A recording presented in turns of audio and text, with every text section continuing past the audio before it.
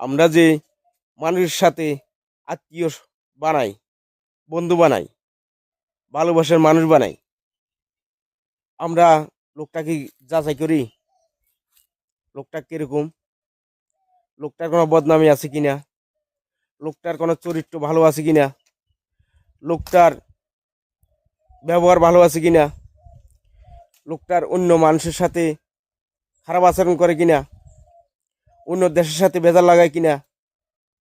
আমরা যদি বলি লোকটা আমার বন্ধু, আমার আপন, আমার ক্যারেক্টার খারাপ হয়ে যাবে, যেমনে হেমনে বন্ধুস্থালি বানানো যাবে না। সবাইকে অনুরোধ করছি আগে আত্মীয়তা করতে তার চরিত্র ভালো করে যাচাই করুন। ধন্যবাদ সবাইকে। ভালো লাগলে শেয়ার করে দিন।